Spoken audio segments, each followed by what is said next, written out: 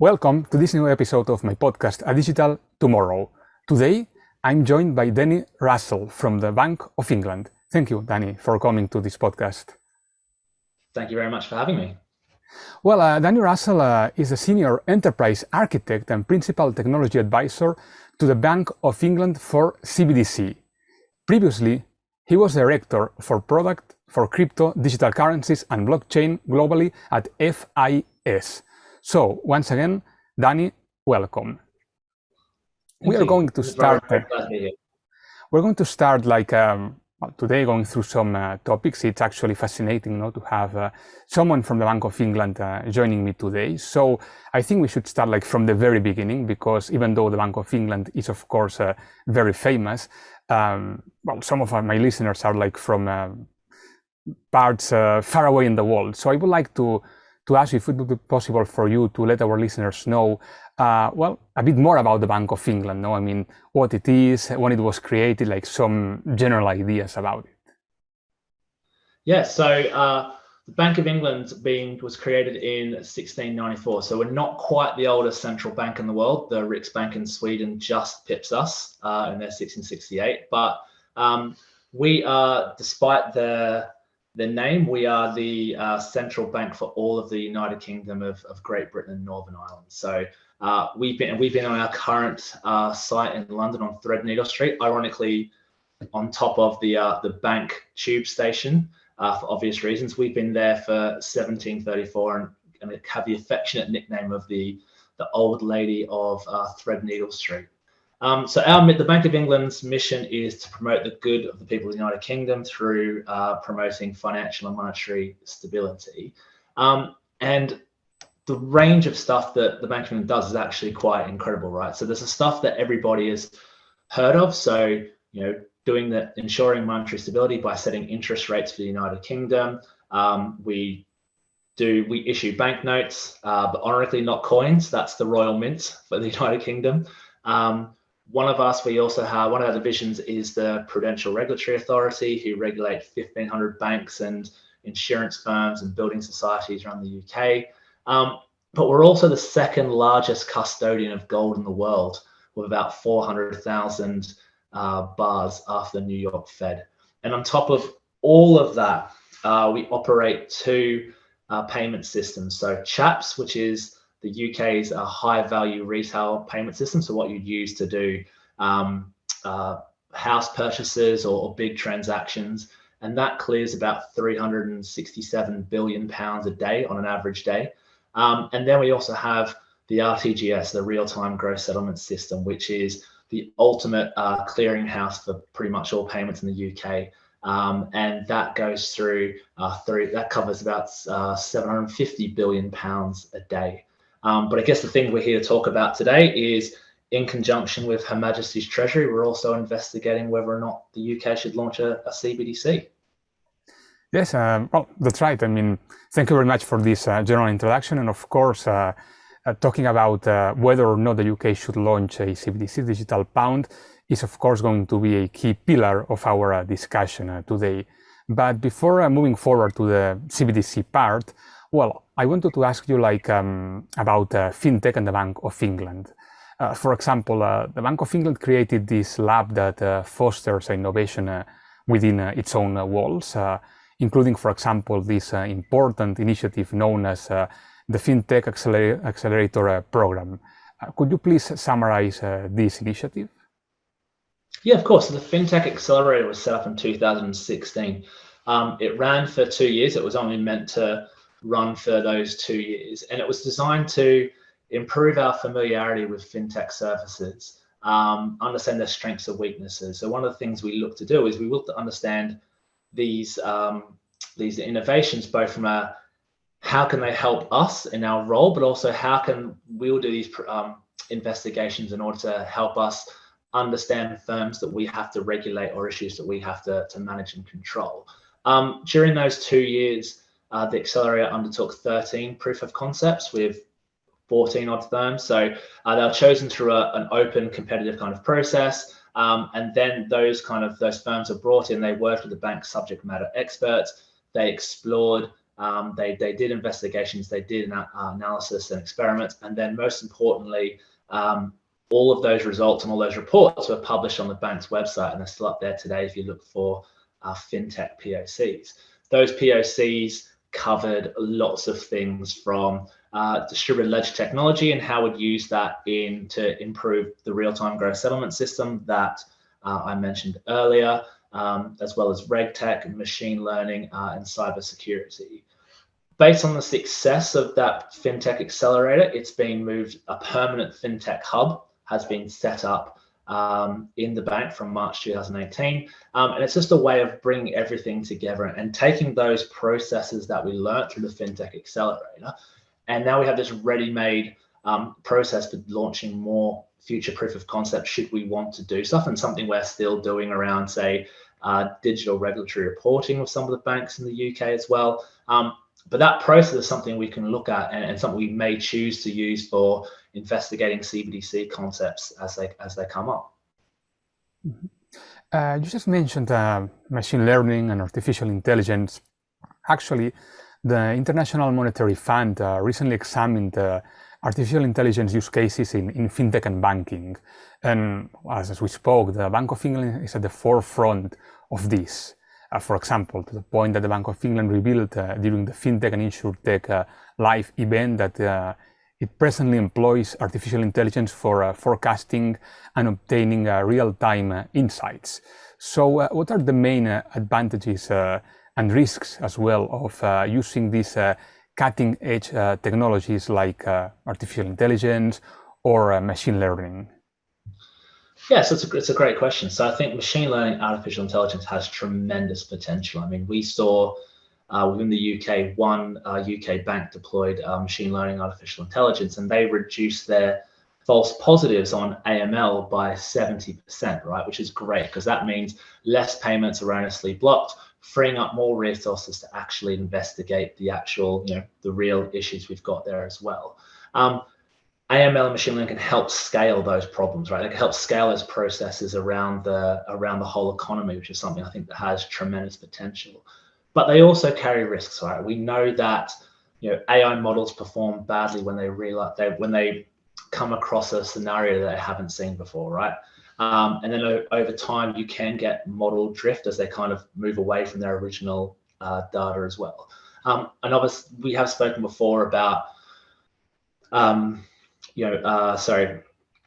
encompassing biases in the training data. There's lots of studies about how that can happen, and even in examples such as things like the Apple Pay and Goldman Sachs credit limits. The New York kind of state, when they looked into that, they found actually that even though the models weren't biased, they weren't looking at things like gender. The models actually had kind of confirmed existing biases that were in the training data. And so that's something you really have to be aware of, and something that you have to guard against. And one of the ways that firms guard against that is adding the so-called human in the loop, so that humans are authorizing those decisions. They can take a bit more, they're aware of context, they can utilize that in decisions. And I think you also need to give people the right to challenge those decisions when they've had it against an automated decision, and also understand what was the factors that influence those decisions as well, right? You can't just have the computer says no, to quote a British comedy show. Well, thank you. Sorry, I forgot to mention as well, one of the things we are on that we're really proud about is we have done our AI public-private forum with the FCA. So we have been working on that for a number of years, and the forum has been going for a year. And we are just about to publish our report, which will have a lot of details on recommendations and also how to manage risks for AI. So that will be published very, very shortly. So keep an eye out for that. Okay, we will definitely. Well, now that we covered what the Bank of England is doing on the area of fintech in general, artificial intelligence, I think it's the right time to talk about CBDCs and the digital pound. I actually find CBDCs to be a fascinating topic. I'm co-leader of the CBDC and blockchain working group at the Global Impact FinTech Forum. I'm teaching the courses on CBDCs in London at the CFTE. So it's a topic on which I've been doing lots of research and writing a lot, especially from an Asian perspective, but of course also from a European one. So I wanted to ask you, could you please tell our listeners what is the current status of UK's CBDC digital pound, and also if eventually launched, when would that be? Yeah, so it's a fascinating topic, and next time you're in London, definitely let me know that for that course. Yeah, I mean, it's a totally fascinating topic. I mean, that was the reason, as you mentioned earlier, I was working in the kind of crypto stablecoin space, but the opportunity to come to the Bank of England, which obviously is, central bank from the largest economies in the world, and try and define the next currency of the UK and really start to kind of pick out what is the meaning and the future of money. It was a challenge that I couldn't say no to, and something I find incredibly fascinating. Within the bank, though, we've been on a multi-year journey for this. It's not something that we're going to rush.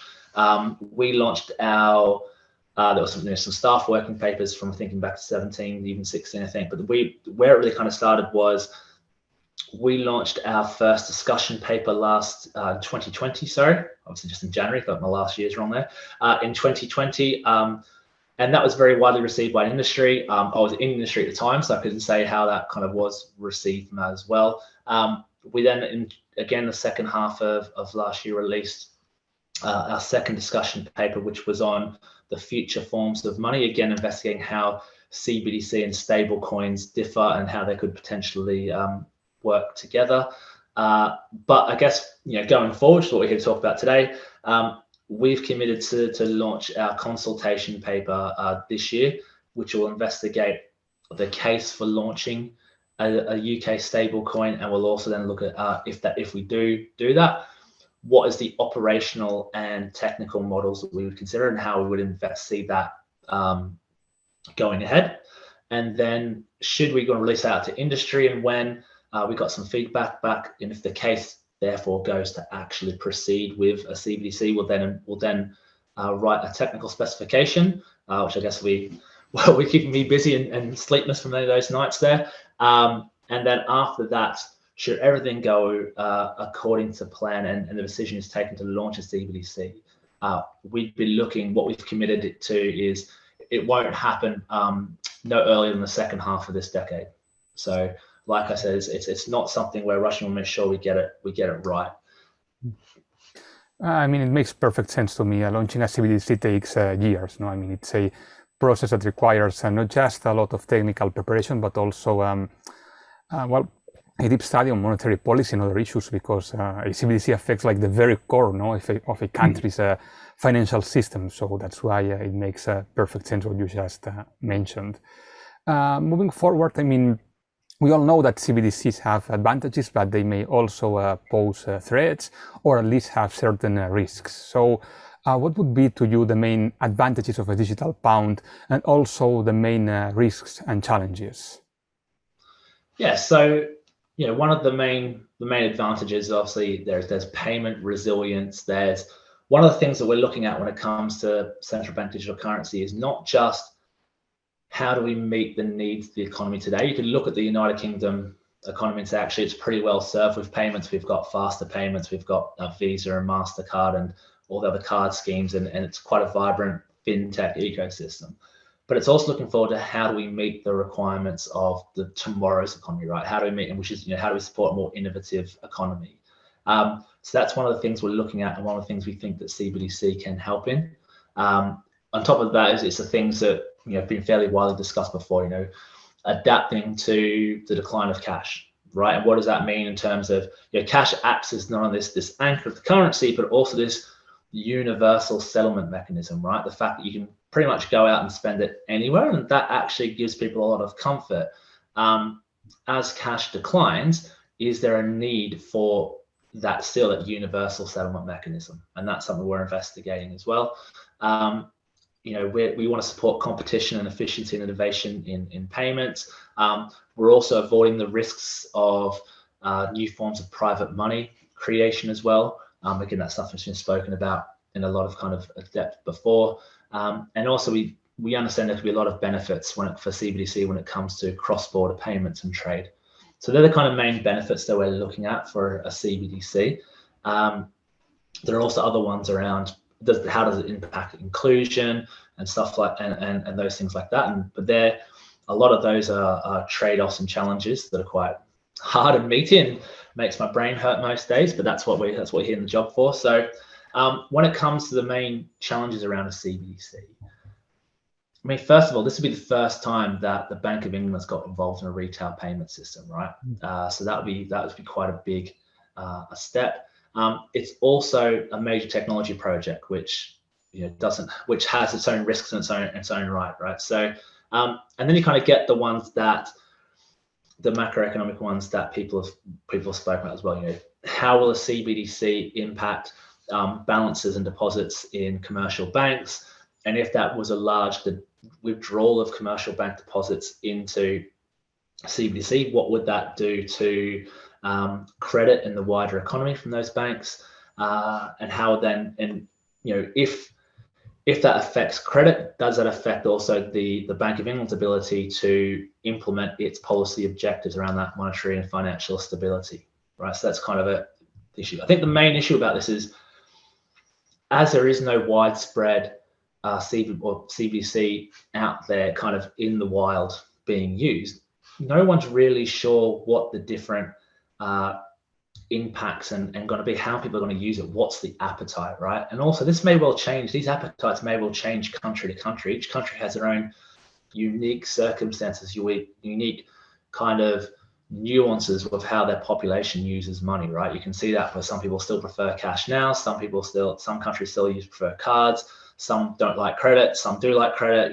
Countries are very different, and I wouldn't expect there to be one CBDC to fit all, right? I think that you will see differences based on countries, and that makes it really hard to predict what's going to happen when we're going to launch a CBDC. But that's why we're doing the work now to try and mitigate those risks as much as we can. Well, thanks for sharing, and I fully agree as well.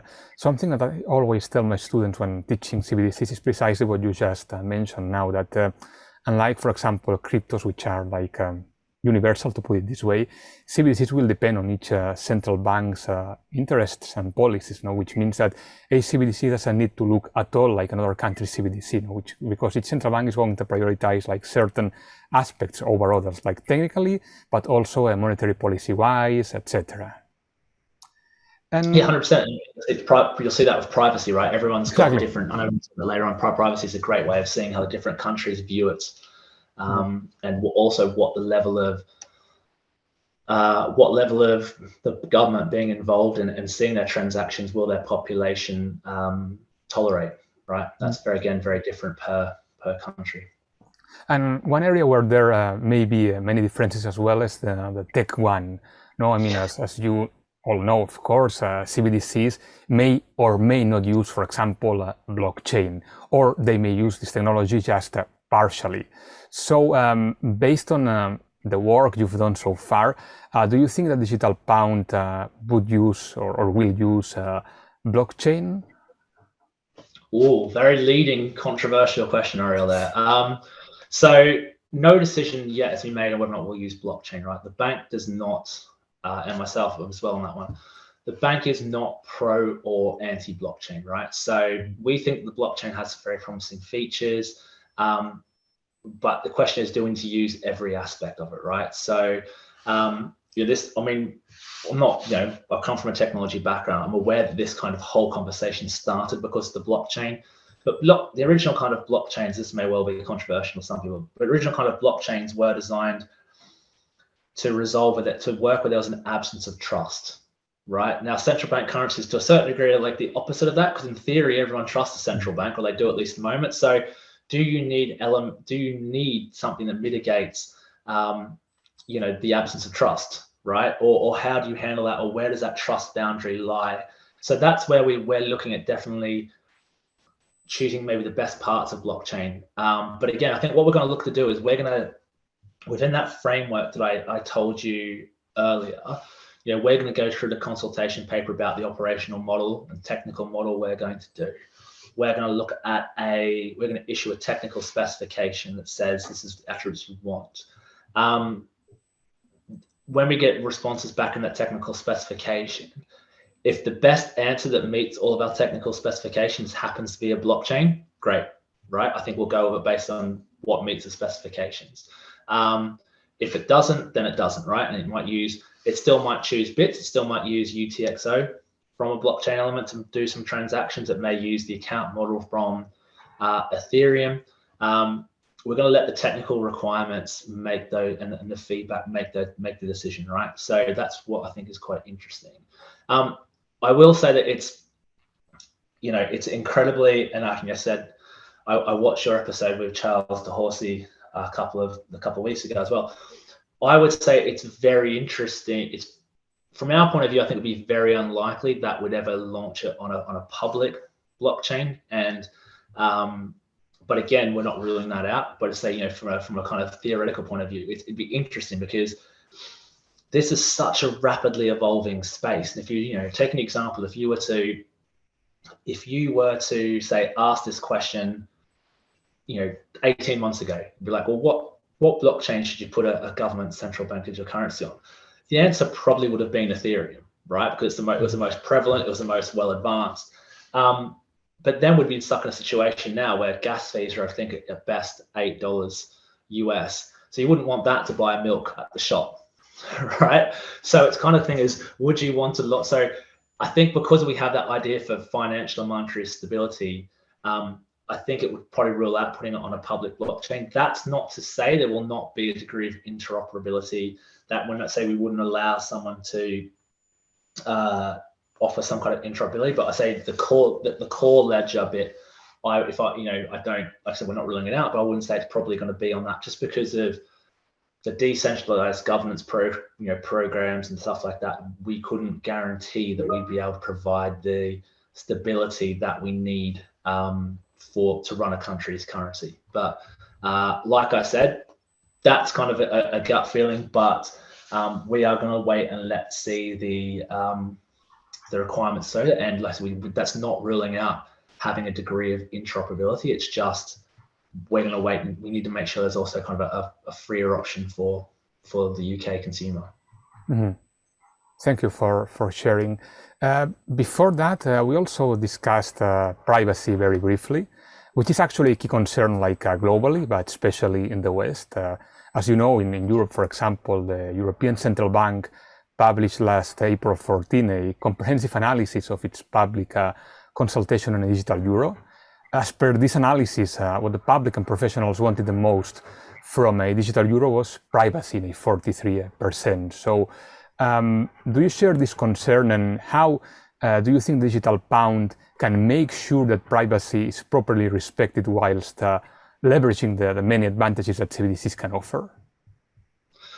Yeah, so that analysis from the poll from the ECB was obviously very clear. Privacy was up number one, and privacy is non-negotiable, right? But privacy doesn't mean anonymity, and there's definitely a difference there that we need to work on. Just in terms of how it works in the UK, like I said, we're in a joint task force with Her Majesty's Treasury. So the central bank is kind of semi-independent or independent in the UK. So we are, the government through the Treasury is taking the lead on privacy matters within our UDK. They will define the policy because ultimately they're responsible for the Great British public on that one. And then we will implement it. There's a trade-off though. There's so much interesting trade-off when it comes to privacy, right? Because when you look at things like AML, KYC, there's a trade-off through what can be achieved from a effectiveness of AML, KYC by being able to see the whole network and not just having the endpoints do AML, KYC. When you can see the whole network analysis enables you to do more efficient ways of that. But you're trading that off versus the consumer privacy and not wanting to let the government be able to see all your payments. So there's a big trade-off there as well. But like I said, privacy is definitely not negotiable. One of the issues, one of the greatest lines I thought that was actually in the first discussion paper when I was actually reading it from outside the bank, is they said that privacy is a characteristic of the medium of cash, right? But the Bank of England doesn't actually have a regulatory requirement to preserve privacy, right? Having said that, we also don't have a requirement to make money off the data, right? So we don't go kind of a catch-22 here in that we might actually make cash payments may end up being more private than traditional payments because we don't have to make money off the data, and therefore that may prove ultimately to be a competitive edge for CBDC. But it's having this trade-off, and I think what actually would be a really good thing out of this CBDC debate is actually creating a genuine conversation about what data is actually needed in payments. I don't think that people understand how much data is in traditional payments across cards and bank payments now. So it might well be, one of the good things is we have that conversation out there and work out what is needed versus what is overkill and what are the uses for that. And I think that conversation will be welcome. Mm-hmm. Indeed. And well, now that we are running out of time, I wanted to wrap up this very interesting discussion talking about stable coins and cryptocurrencies. No, I mean, initially CBDCs represented, or they still represent, depending on the country, a reaction from central banks to propose new forms of privately issued digital money, such as stable coins. So what do you think that CBDCs will mean for the future of stablecoins on the one hand, and on the other one, what about the other cryptos other than stablecoins? How will CBDCs interact with them? Yeah, so I think it's, I don't think, we don't see it as kind of mutually exclusive, right? If you have CBDC, you can't have stablecoins, you can't have crypto, right? So we were very clear in the discussion paper on the future forms of money that there's definitely a place for stablecoins separate to CBDCs. But they should be regulated and have the same, they should be regulated properly and have the same privacy and regulations and confidence as commercial bank money, right? So, we generally try and follow the rule in the UK of the same risk, same regulatory outcome across this. So if they represent the same as commercial bank money, they should be treated the same as that. But the stable coins, to the point we were making earlier, there's an argument for stable coins because, like I said, if CBDCs are not going to go on public blockchains, that's an if, right? That means is there a place where stable coins can still go to, right? There's a place they can go to launch into new blockchains, which obviously those networks are springing up quite fast, right? And that may well be a better use of the private outcome. But we believe they should be properly regulated, and that they should be able to sit alongside CBDCs. Not necessarily interchangeably, but they have their own use cases, and we don't believe CBDCs will replace them. And it's the same with crypto, right? The reason crypto exists now and the reason why crypto will continue to exist now is different to why we'd be looking at doing a CBDC. One of the major things for Bitcoin is the limited supply, and that drives its value. That's obviously different to a central bank digital currency. People are also using cryptos as a hedge or a speculation or as an investment. So again, we see that as very different. Obviously, CBDC won't be an investment. It's always going to be worth £1, right? So it's not going to go up or down on that one, right? So, and that's to a certain degree sometimes why the Bitcoin moniker necessarily isn't helpful, which is what the press has called it over here in the UK, that the Bitcoin, because it conditions people to think of the CBDC as Bitcoin, which was value will go up and down, and we're like, no, it's going to be £1, always £1. Sorry to disappoint you there. So, but crypto also has a reason for this distributed governance protocols where they can fund open source projects. We don't think that's going to be changing. I think the regulation may come into that, but we don't see that as completely different to. We say it's completely different to CBDC. It has its use cases. It's a fascinating piece of technology, but again, different to widespread payment mechanism, which is what use of current in a national currency, which is what we're looking at for CBDC. Mm-hmm. I see. That's very interesting. Well, I mean, unfortunately, with that, we need to conclude our discussion. I would like to thank you, Danny, for coming to my show, and thank, of course, the Bank of England as well for your support to my podcast. It's an absolute pleasure to get to learn so much from you about the Bank of England, about what the Bank of England is doing on the area of FinTech, and especially about CBDCs and the future digital pound, which, as we know, it's still at a very early stage. No, I mean, we are still at a research stage, same as most CBDCs in the world, but still, it's great to get to hear from you more about the idea, the concept. It's been an absolute pleasure. It's been a great discussion, and as I said, thank you very much for your time. No problem, Zara. Thank you very much for having me. It's been an enjoyable way to start the day.